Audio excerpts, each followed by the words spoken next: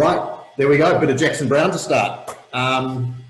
Welcome everybody to our very first webinar for Aotearoa New Zealand Fine Wines, Smith & Sheth, and all of the people in our company. So I'm here in our offices in Havelock North in the courtyard. A lot of you will know where the little wine lounge is in our cellar door, which is straight across the courtyard from our offices. So I'm sitting here all by myself. Feels very freaky. It feels like Armageddon has actually happened because there's no one around.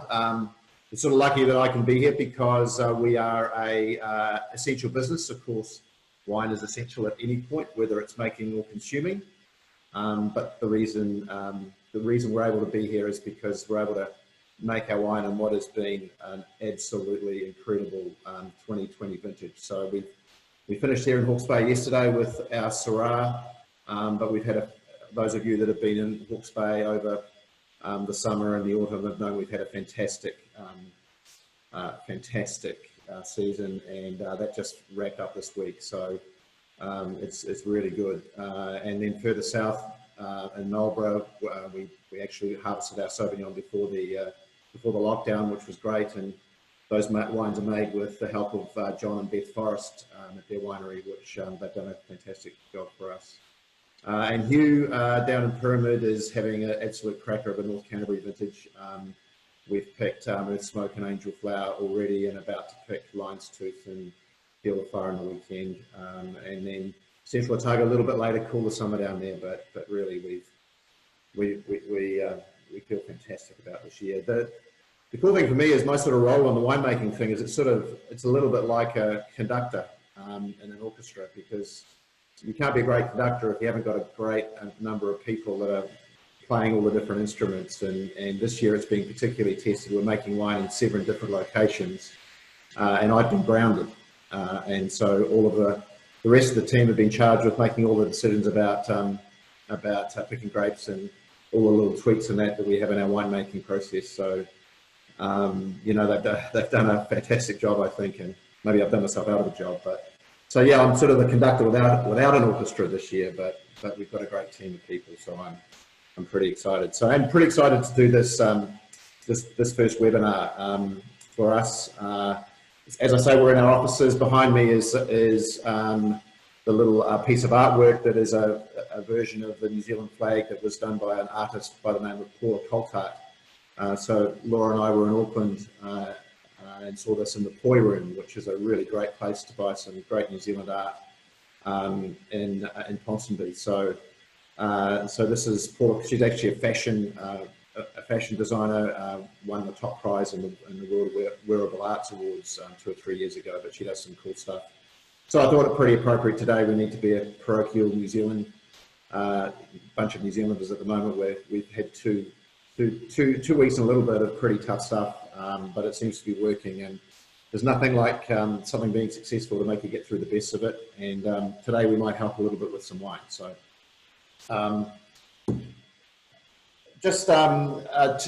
most of you know about us at Smith & Sheth, but I just do want to give you a little introduction. So Brian Sheth is my partner. He is out of Austin, Texas. He's a tech entrepreneur out of the US, and he loves New Zealand. He's a great wine lover, loves New Zealand, loves big environmental philanthropist, and we met in 2012, and in 2015 decided, once I finished at Craigie, what we were going to do, and we decided we wanted to focus on these high-end niche wines from New Zealand, and maybe with 2 or 3 producers under one belt, and that's where Pyramid Valley and Logan Ferry come in. But the first business we started was Smith & Sheth, and I've always loved this idea of making wines from some of these vineyards that I've known about for 30 odd years now throughout the country. Had great relationships with growers, or great relationships with other winemakers who had wonderful parcels of vineyards that I thought, well, if I can access these parts of vineyards that I really love, and we've got some old vines and these are really unique parcels of land, then maybe we can start a little wine business. So it's like a fine wine negotiant.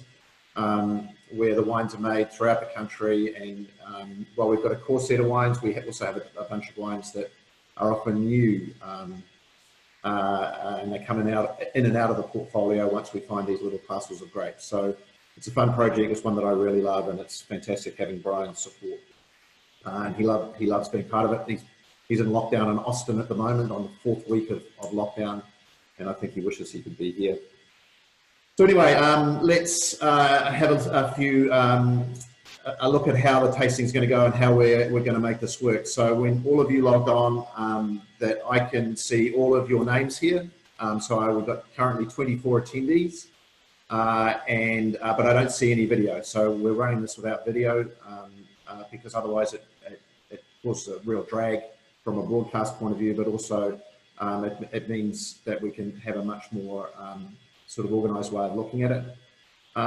You'll see down on the bottom line of your Zoom screen there that you have 3 buttons down the bottom, or called buttons. One is a Q&A, one is raising a hand, and the other is chat. So what we're going to do today to make it work is we want to use the Q&A function to basically ask questions, which means that I will get a question from you, and I've just had one now from David Bell, and I get that come up on my screen, and then I can ask those questions as I go, or sometimes I'll come back to them, but I will be able to answer them verbally, but you actually ask the question by typing it in under the Q&A section, and that comes up on my screen. That question is, none of the other attendees see it, but I will read the question out before I answer it, so everyone will get to see where it is. And that way, if there's a bunch of questions on a similar thing, it may well cover answers to all of them. So that's the way I really love to do most of it. If you want to have a little comment where all of the rest of the attendees can see, is the best way to do that is use chat, but that's not really used for questions. If you just want to make some comments, you can use the chat function. And if you desperately want to speak, be part of a discussion, use the raise the hand function, and that will come up on my screen, and then I can unmute you so you can ask that question or be part of the discussion. So that's how it's going to work. I'm sure some of you have used this before, but this is my first time in charge. So if we run into some issues with learner wheels, then we'll just live with it. So the question I had from David was, can you explain a bit more about the idea of a negociant? Do you have a winery to make the different wines in and your own kit? So great question. So a negociant comes from the French wine industry, where basically, or it's sort of a combination of the French and the British. So the British wine trade, traditionally those merchants like the Berry Brothers in Rudd or Avery's at Bristol, they used to have amazing relationships with growers and wine producers in all the famous regions of France. So what they used to do with those relationships is 3 or 4 times a year, they'd go to each of those producers and they would select 5 barrels from this guy and 5 barrels from this guy, and a couple more from this lady, and they would put their own blend together, for example, of a Pauillac or of a Von Romani, and they would put that under their brand. So it would be Berry Brothers and Rudd, Von Romani or Pauillac. So that's the way the British looked at it. In France, it works in a slightly different way, where the négoce becomes a way for the growers to get to the market under their own brand, or their négoce themselves would put their own name to this, to their own collection of blends. So it's like the idea of this. I love the British wine trade idea, where they have relationships with growers and wine producers, and those relationships allow them to make great wines every year, and the merchant puts their name to it rather than the wine producers or growers. So that's where it comes from. Do we have a winery? No. So we don't own a winery, and we don't own any vineyards, although we have a vineyard in our portfolio that we are developing in the Gimlet Gravels that this year produced the first wines for Smith & Sheth. So it's, we have control of that vineyard. So the idea is to find these great parcels of grapes, often some of them from vineyards that I've planted quite a long time ago. In fact, 2 of the wines today come from a vineyard that I planted when I was working for Villa Maria some sort of almost 30 years ago now. But sometimes we need our own kit. So for example, we provide all the own barrels. Sometimes we need to provide tanks to make the wines. But at the end of the day, it's actually the relationship, finding these great parcels of grapes and the relationship, the personal relationship I've built up over a long length of time. So it just shows that so the idea here is we don't need a vineyard, and we don't need a winery to make these wines. We use other vineyards and other people's winemaking. So that's the story for that. So I think we've got it sort of clear how it's going to work. I think all of you have got the 3 wines that we're going to try today in front of you. So here's sort of a little bit of insight. If you choose to open all 3 bottles tonight, these 3 bottles will last all the way through Easter if you let them. So the biggest problem is you might consume them before the end of the Easter weekend. But all of them will keep over that weekend in really good condition. So if you do want to,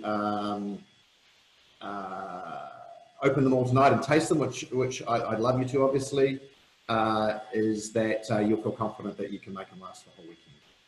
So we're going to go through 3 of the new releases for the Smith & Sheth CRU wines. Just a story about the word CRU. CRU is again out of the French winemaking lexicon, I guess. In its simplest form means vineyards of exceptional quality. So the whole idea behind Smith & Sheth is finding these great vineyards, and we've chosen a French word to signify that it is CRU, meaning vineyards of exceptional quality. To make sure we have the New Zealandness part of it is that each of the wines, instead of being named after the English name for the region it comes from, it's named after the Maori name. So the Hawke's Bay wines are called Heretaunga, and the Pinot today is called Kawarau because it is made from the vineyards on the banks of the Kawarau River. So that's the reason for that. So I guess you're getting thirsty. So to get thirsty, we should probably crack some wine, I think. First one we're going to open is the Albarino. So it's not called Alberene, good Kiwi slang. It's called Albarino. It comes from the northwest of Spain. Also, they grow it in Portugal as well. So from the Iberian Peninsula, I guess. It is it's actually, Albarino has some of the oldest grapevines in the world, the Albarino grape variety. So it's some of these vines are up to 300 years old, which is quite remarkable. So if you look in the Galicia district, which is in northwest Spain, the sort of appellation name for these wines in northwest Spain is Rio Baixas. You've got to sort of say it with a bit of a lisp. I'm not particularly good with the Spanish accent. And that area is right on the coast in northwest of Spain, so right on the Atlantic coast. So you have this quite hot, dry country behind you, but this very cool ocean. And what that means is that that particular region can actually be pretty warm during the summer, but in the winter it can be quite cool. But also, so it's warm, but it can also be quite humid.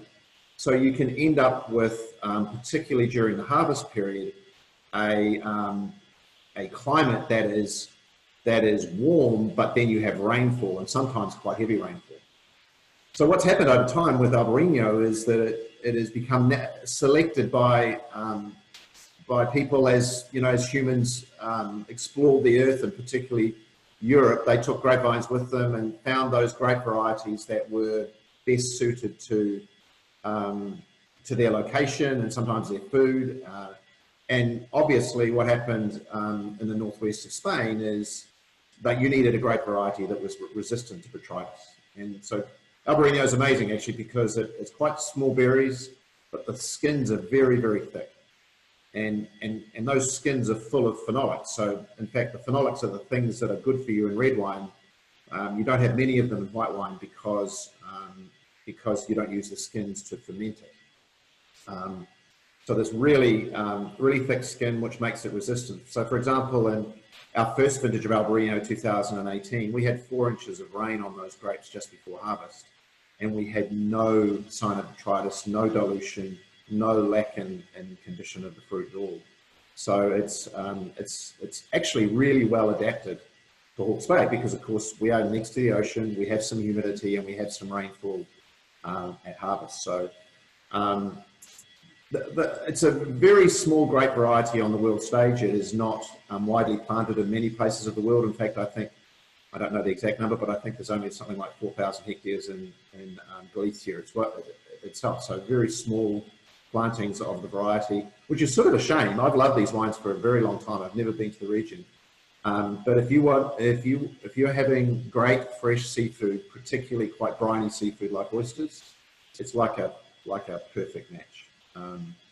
So that's why you don't see it everywhere. I've been really keen to plant this variety right from the start at Smith & Sheth, but actually prior to that was really keen to plant it. So we had our Chardonnay grower, Chris Howell, who grows the Howell Vineyard Chardonnay and also a major component of the Heretaunga Chardonnay, plant about 1,200 vines for us on that property. So we only make 200 or 300 cases of this wine a year. First vintage was 2018, and that was the first wine to sell out in our wine lounge. So people loved it.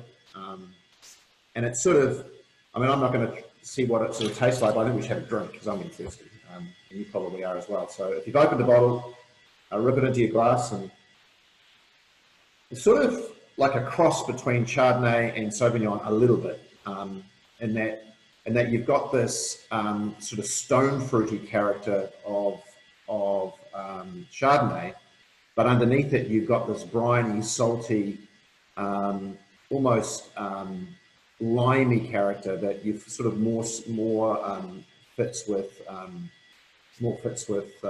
Sauvignon. So when you smell it, don't be surprised if you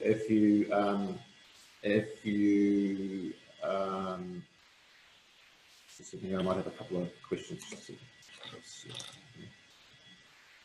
There you go. If you smell it, you can see some of the characteristics of both Sauvignon Blanc and Chardonnay. So, and drink that from thirsty.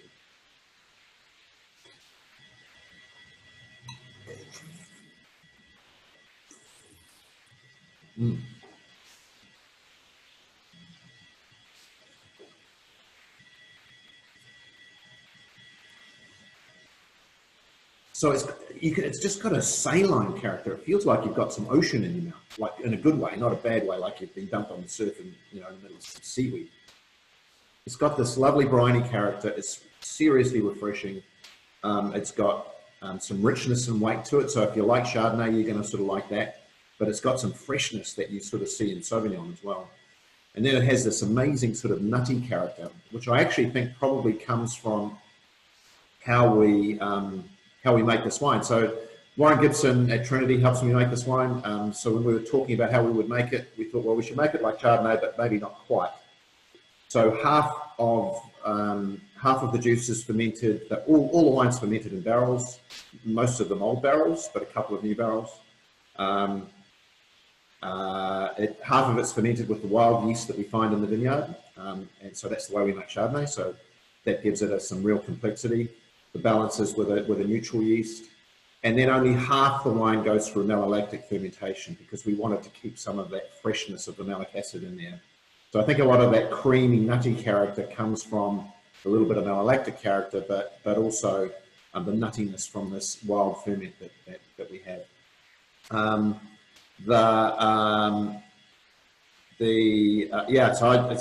I just think it's such a delicious wine, and I think for a country that prides itself on seafood, it's just like the most awesome blend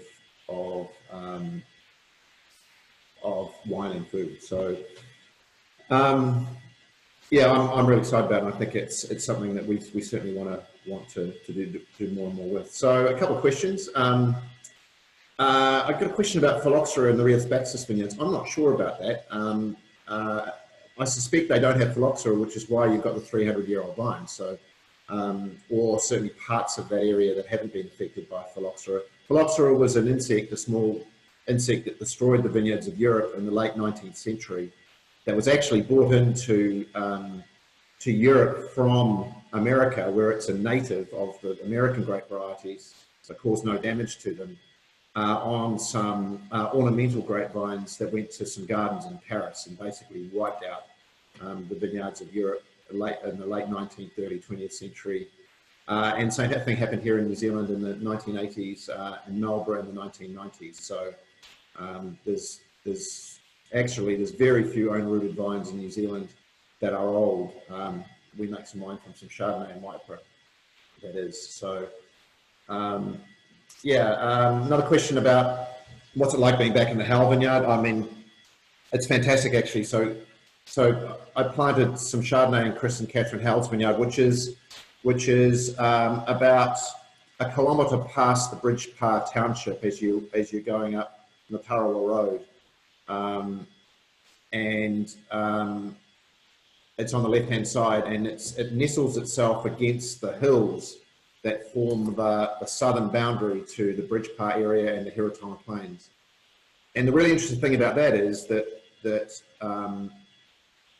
those hills are made of limestone, and there's a spring in the hills behind the vineyard that feeds a creek that comes down and sort of meanders through Chris's property. On the southern side of that creek is where we grow our Chardonnay and Albarino and some of the Cabernet Franc.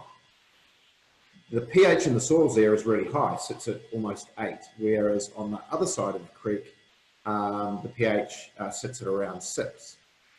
The reason it's high on the southern side is the limestone and the calcium that comes down in the creek is actually obviously flooded there over the many centuries prior to cultivation and formed this little unique parcel of soil. So that's why when we started this project, the first Chardonnay I wanted was to get back to Chris's Chardonnay vineyard. So we made some wine off 20-odd-year-old vines there in 2016 and convinced him to plant some Alberene and also the Cabernet Franc. So it's nice. It's great. I mean, the wine thing's all about people. People talk about the word terroir, meaning it's about soil and climate. Actually, they forget the third element, which is culture. And it's the relationship between people and land and all the people involved in making the wine. And it's great to be working with Chris again. Question about the two vintages. So those of you that have tried the 18 and the 19 Albarino, this wine is not as fruity as the 18 on the nose. So that is because with first crop vines, you end up with an enormous amount of fruit flavour. And also 18 was a slightly cooler year. So you end up having more intensity of fruit character. This wine, year older, slightly drier year, slightly warmer year, so a little bit less fruit intensity aromatically, but I actually think more complexity on the palate. So it's got a lovely, nutty, sort of almost oatmeal character, which I really love. So I think for those of you that enjoyed the 2018, I hope you'll enjoy the 2019 as much. And we had a great one again in 2020. So Warren and I love making the wine, and I think it's a really nice part of our stable. So I'm just going to have a little bit more before we move on to the reds. If you've got any, I don't know if anyone's, so if you've got any more questions about the Albarino, please feel free to send them through.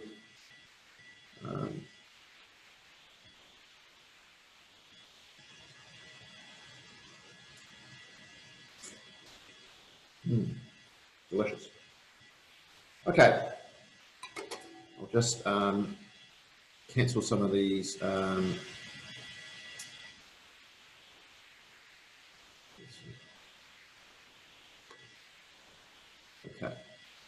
right.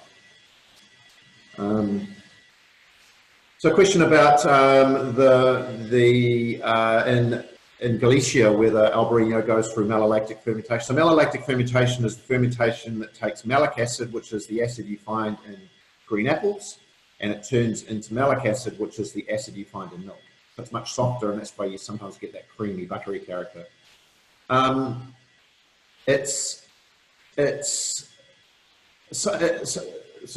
Albarino used to be a relatively basic wine in Galicia district. There's a lot of people taking it seriously now. and you're starting to see more barrel fermentation and more malolactic fermentation. But I don't think there's a standard. I think some of the more modern, more expensive wines have been through some malolactic, but it's not a standard way of looking at it. How long will Albarino cellar for? In my cellar, not very long, because I want to drink it, and I don't know. And I mean, I often think with these wines off younger vines, it's not something that you want to start building a cellar for. I mean, if you love the wine, the best thing to do is to buy a 6-pack or something like that, and then crack a bottle open every 6 months or so, and see how it's changing and whether you like it. And if it gets to a point where you love it, just drink the rest of it. So I think it's better saving your cellaring for the wines that really cellar well, would be my general trend. Zalto glass. Get yourself some good glasses for if you love wine. It makes a difference. Okay, let's move south to the Central Otago region. This is our first Pinot Noir under the Smith & Sheth label. It is a wine from the Kawarau region, or the Gibson Valley, which is the coolest, apart from our vineyard in Pyramid Valley, the coolest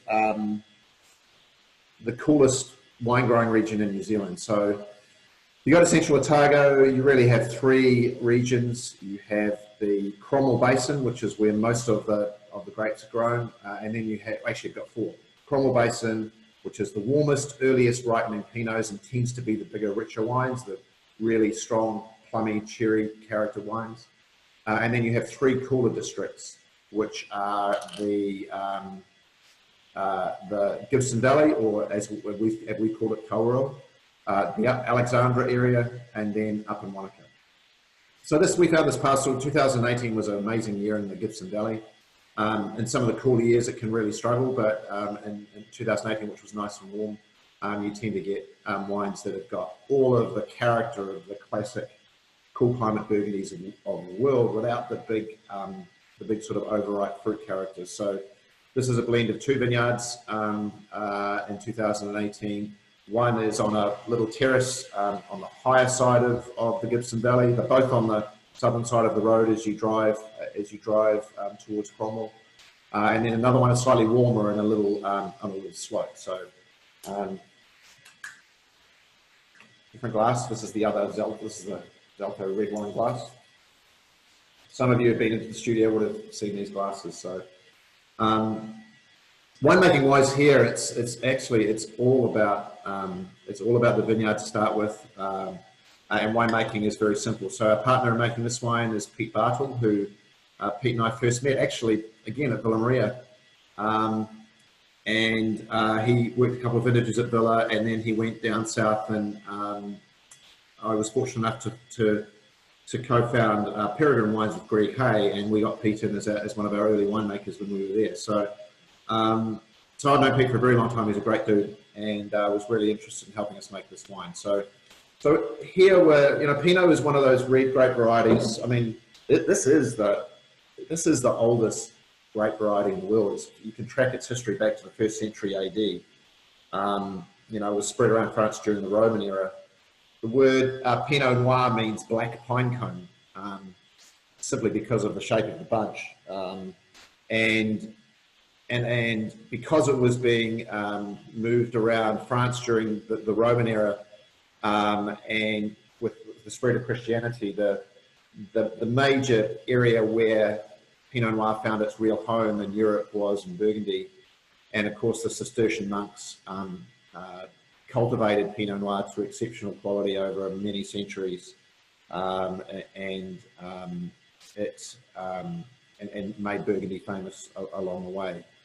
One of the interesting things about Pinot Noir is that there's very few places in the world that you can make great Pinot Noir. It is one of the very few red grape varieties that loves cool wine growing conditions. So you need these summers that have enough energy and heat and sunlight to be able to give the physical energy for the vine to grow.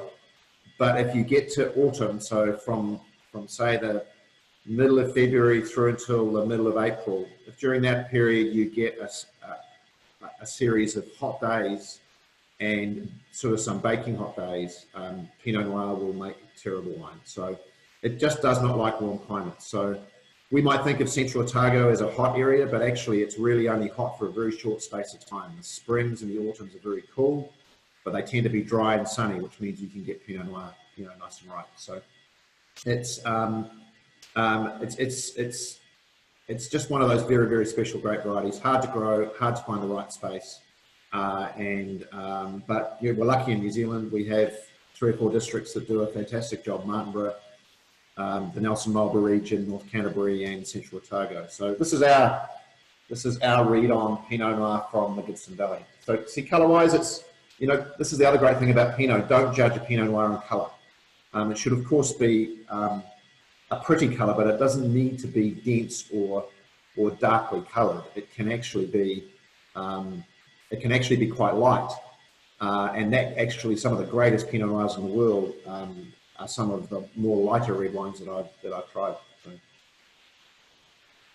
it's just got this evocative nose. It's like this combination of sort of plummy, sort of red cherry fruit, almost sort of brambly fruit as well. So and then alongside that you get this sort of sappy sort of autumn forest aroma, which is really intoxicating. It's because it's not simple. It's something that when you smell it, it just has this sort of exceptional, almost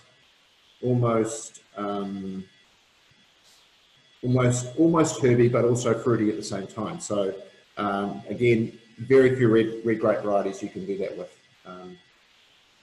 Smells fantastic.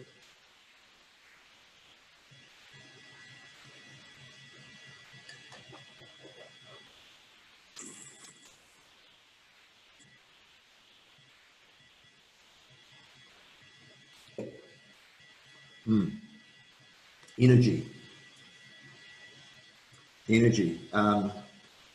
Very, like, it's got some richness. It's certainly ripe. It feels, I think this one sits around 14 or just over 14% alcohol. So certainly not a lightweight, but it doesn't feel alcoholic because you've got that acidity and that sappy umami sort of characteristic, which is very intoxicating to your brain.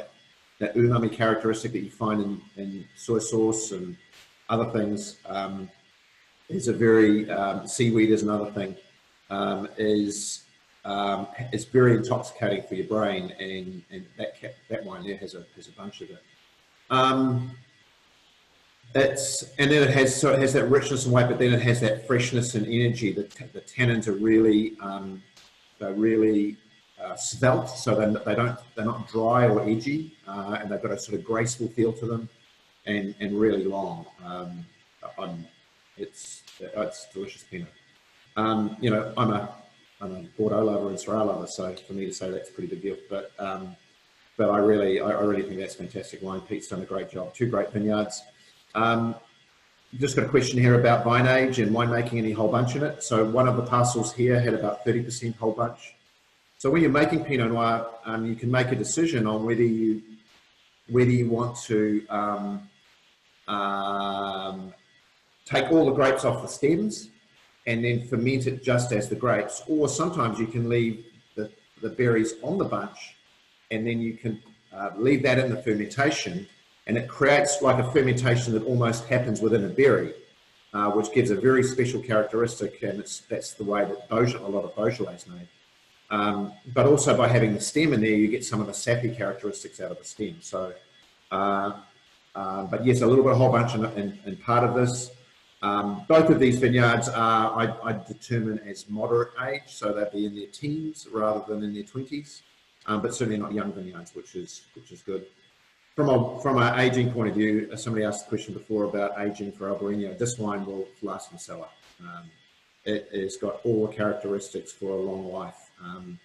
The question about that is, when do you love drinking it? And everyone's got a different feel. And again, it's not the salesman in me saying this, but the best way, if you love this wine, the best way to really enjoy it over a 6-year period or 10-year period is buy 6 bottles or buy a case, or if you can't afford a full case, share a case with somebody. Then you get into an argument about who gets to keep the case, and then you got to share it. But anyway, and then you just bring these wines out at different points, and you'll find the time that you love it. But that is a 10-year plus wine, I think, without anything. This is just a question here about the specific vineyards for the Pinot vintage. You know, within Aotearoa, within our company, Aotearoa Fine Wines, is we have two specialist Pinot producers in our portfolio, Pirima Valley and Loburn Ferry. So there's a lot of energy goes into the Pinot Noir program for those two wineries, which one based out of North Canterbury and Central Otago. So that's where a lot of our focus goes. So I suspect that the Pinot Noir story for Smith & Sheth will be a little bit more, if we find a great parcel and find a great vineyard, we'll make it. If it's not a great year or whatever, we won't. So it won't be like the Cabernet Franc, which will be always part of our portfolio, or the Albarino, or the Heretaunga Chardonnay, or the Heretaunga Syrah that are always there.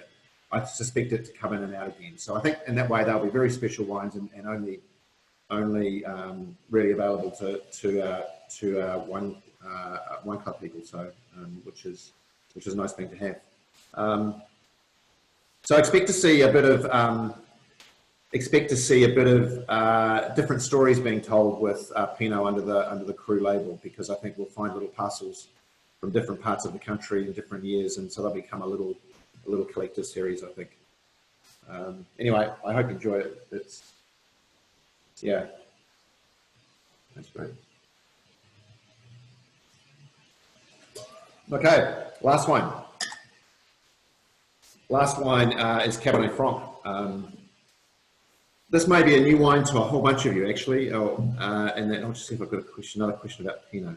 A little talk about the history of the Gibson Valley. Actually, that's a great. I mean, like a lot of Central Otago, a strong gold mining history, and certainly in the Gibson Valley, a strong gold mining history. Maybe not quite as strong as what you'd find over in the Bannockburn area or up where our property was in Loburn, but certainly strong.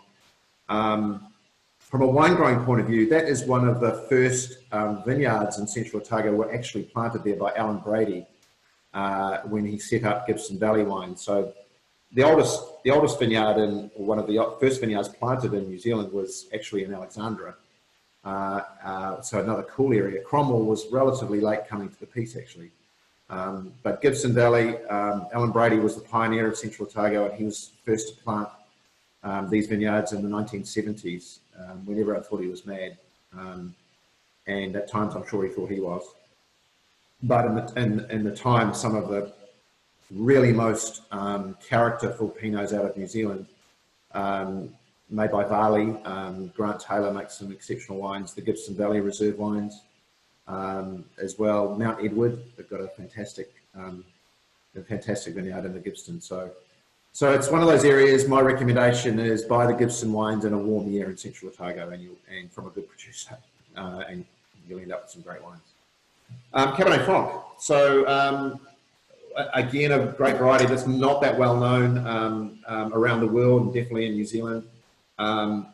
It was first identified in the Loire Valley in the 12th century, and Cabernet Franc is a great variety. It's sort of quite interesting in that it is not particularly famous anywhere, but there are two parts of the world where it makes exceptional wines. One in the Loire Valley, which is sort of halfway between Hawke's Bay and Marlborough in terms of its climate. So these wines tend to be a bit more herbaceous, a bit more lively. The most famous region there is the region of Chinon in the Loire. And that's where it was originally found. But it found its way to Bordeaux. And it is part of all of the famous red wine blends in Bordeaux have Cabernet Franc in them. More on the right bank, which is the Pomerol, Saint-Emilion area, than you find on the left bank, but it's becoming more and more popular. It's a tricky grape variety. It's quite diverse in terms of its genetic base. So it's taken a little while to understand the different selections of Cabernet Franc. And the most famous Cabernet Franc producer in the world is Cheval Blanc. So Cheval Blanc is, in some vintages, 70 or 80% Cabernet Franc. And they did a lot of work with their plantings from old vines and found actually that their great parcels of Cabernet Franc from their vineyard, and they had about 30 different parcels, but they traced the great parcels back to actually some really old vines that were their source of the cuttings. So it wasn't actually the variation in soil that was giving them the difference. It was actually the different parcels of the vineyard. So yeah, so Loire, Bordeaux, Cheval Blanc. It's become a bit trendy, actually. If you go to California now, it's a trendy grape variety. It's also a bit trendy in Australia, and certainly amongst the little hipster community. Cabernet Franc tends to be on those sort of hipster wine lists that you find in Wellington or some of the crazier places in Auckland. And certainly you see a decent amount of it in Melbourne and San Francisco. And I think it's because it's not the classic big, strongly fruited, in-your-face California Cabernet or McLaren Val Shiraz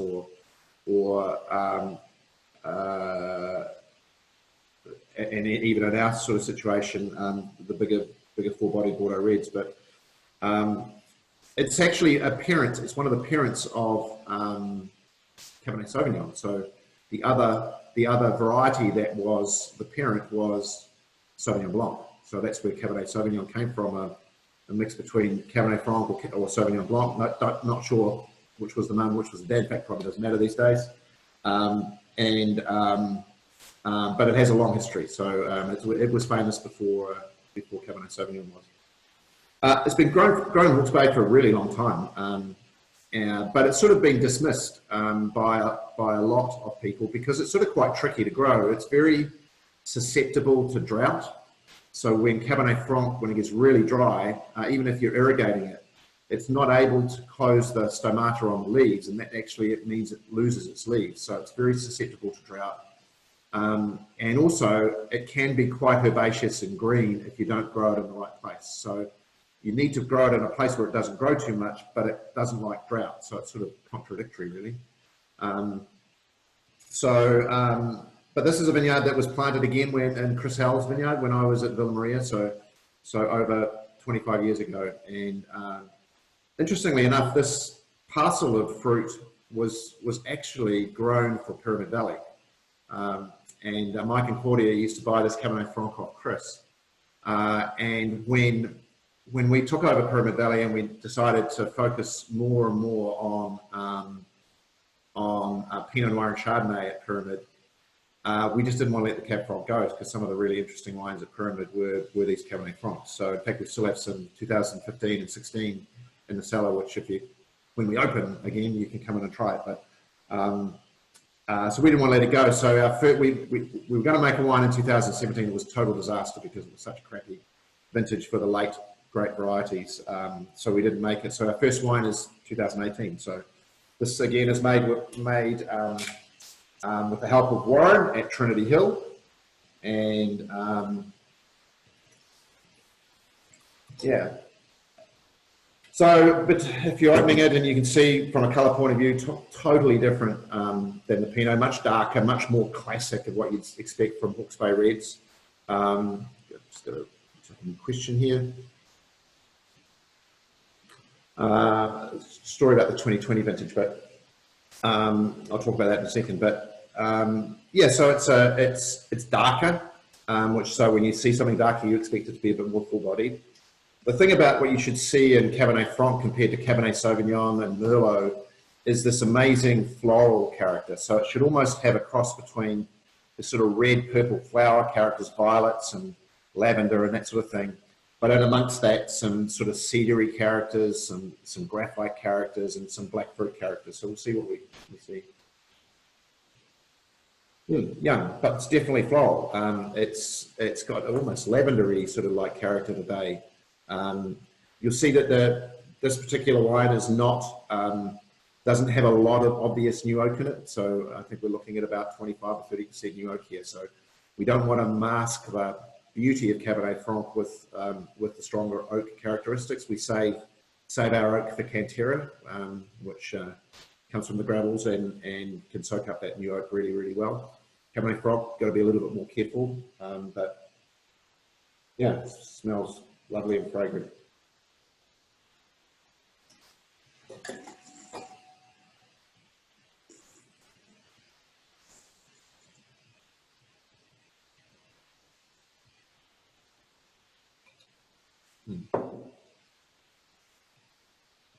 oh, it's almost got a lovely sort of vanilla chocolate character today, which shows it's starting to open a little bit. It's still, you know, relatively young. It's only 2 years old.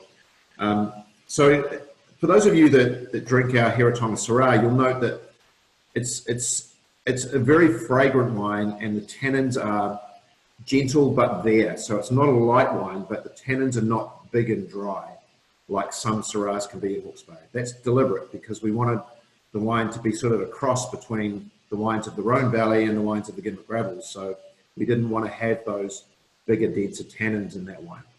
Same idea here, but it's with Cabernet Franc. So you've got a wine that's got some lovely weight, some lovely richness, quite a lot of different flavors that you get. You know, it doesn't disappear from the mouth very quickly at all. And the tannins are there, but they're not big and drying.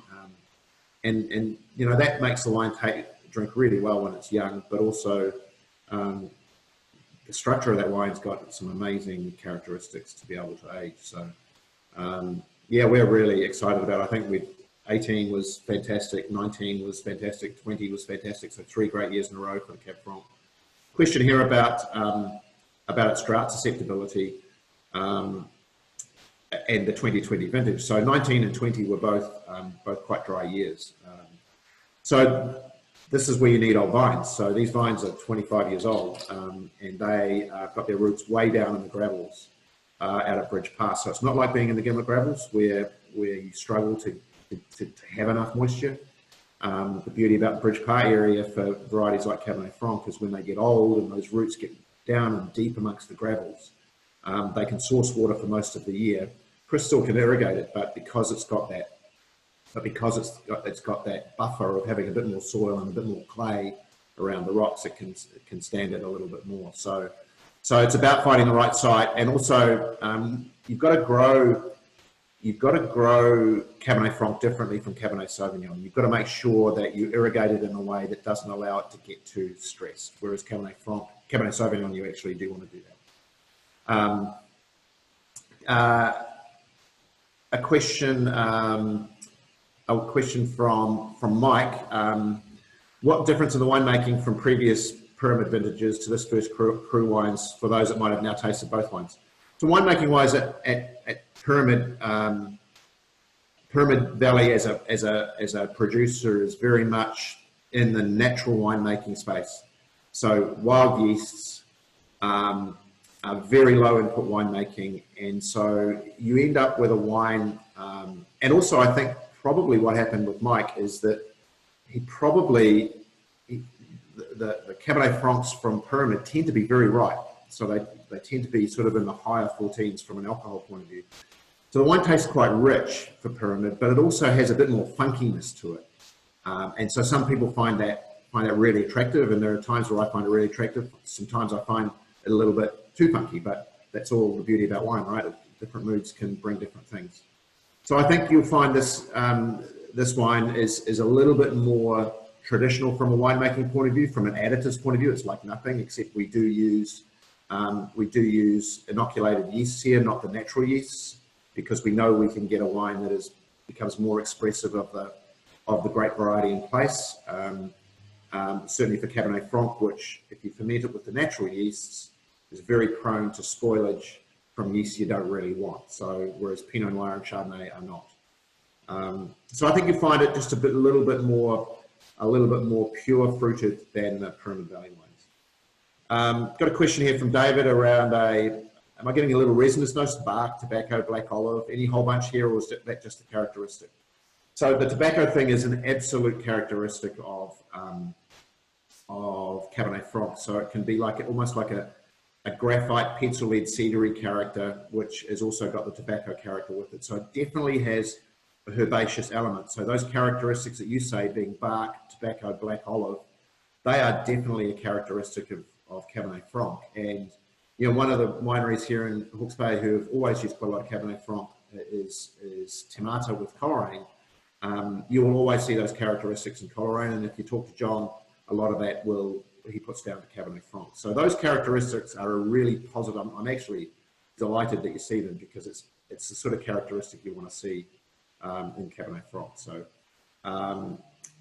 so it's this meld bark tobacco, black olive, more savoury characters, along with the beauty of the violety, lavendery perfume, and then some of that lovely sort of it's almost black cherry sort of blueberry sort of character on the from a fruit characteristic point of view. So yeah, again, from a seller point of view, I think it's going to sell really, really well.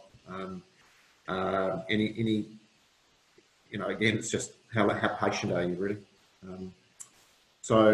Yeah, I'm wrapped with it, and as I say, the 19 and 20 both look fantastic as well. So, this has taken, I thought it was going to take half an hour, but typical me, it's taken 3/4 of an hour. So I hope I don't know if anyone's got any last minute questions that they want to ask, or anything they want to say. If you want to say something on the chat, feel free to do it. We're going to wrap it up in a few minutes, but I hope you've enjoyed the 3 wines, which are our new release. It just shows something a little bit, it just shows a producer can make wine from different parts of the country, and make wine true to that place, by making sure you work with people that are from that place that can help you grow it and make the wines. And also you have an idea that what you want to do is reflect what these amazing vineyards are about, and amazing people that grow the grapes and help make the wine down there.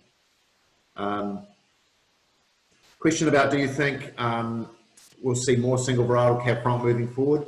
It's interesting. I think you might, but again, I think you need to have some old vines and places that can be exactly right for it. So I don't think it'll be widespread, because so many of the wines can be quite herbaceous and quite thin. But it wouldn't surprise me that some of the smaller producers, particularly who love the variety, that will end up doing it and not using it in the blend. It's hard, the Bordeaux blended grape variety and the Bordeaux blended wines are blended for a reason, because often you can make the greatest wine from the blend.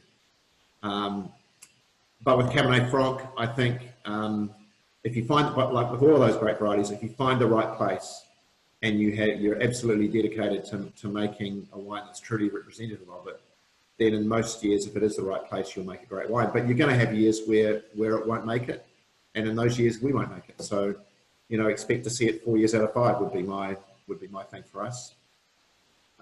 Question here from David about any other exceptional vineyards caught your eye for the future. My great danger is seeing too many of them. There's some amazing vineyards around this country. We're at a part of our wine growing life that is where the next phase is coming. Like, I started working the vineyards of New Zealand as a young guy out of high school, and went and worked for the Ministry of Agriculture as a research person when I was 17 years old. Horribly enough, that's over 40 years ago. And so I've been lucky enough to be part of the modern New Zealand wine industry, and you spend the first 20 years of that learning, and then the next 20 years you start doing what you learned. So we're in a very privileged place at the moment of having some vineyards that were planted quite a long time ago, where the vines are now mature, that we're able to make some really interesting wines from them. The other thing we've learned, of course, is when you find a great site, you can make great wines off young vines. And we certainly learned that at Craigie, and the Omahu estate, which is right next to Craigie, which will be the home for the Smith & Sheth Cantera, Heretaunga Syrah, and 2 really high-end wines that we're going to make from that property moving forward. We're going to make some, we know it's a great site. We've been able to, plant the vineyard like it's in Bordeaux, not like it's in New Zealand. So very close rows, and everything that we've learned over the last 40 years is in that vineyard. So that's nice. So I think that, we found a 40-year-old Chardonnay vineyard in Waipara that had sort of gone to rack and ruin, that we've resurrected for Pyramid Valley. So there's always those little parcels around. We've found a little bit of Syrah this year from Mangatahi, which I never thought we would make some Syrah from that area. But boy, it's really fantastic, and Ian is a great grower. So I can't say that we won't. We've just got to make sure we don't go crazy and produce multitudes of wines.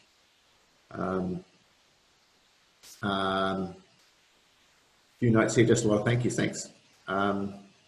I've enjoyed it too, actually, which is good. I'm pleased that you guys have.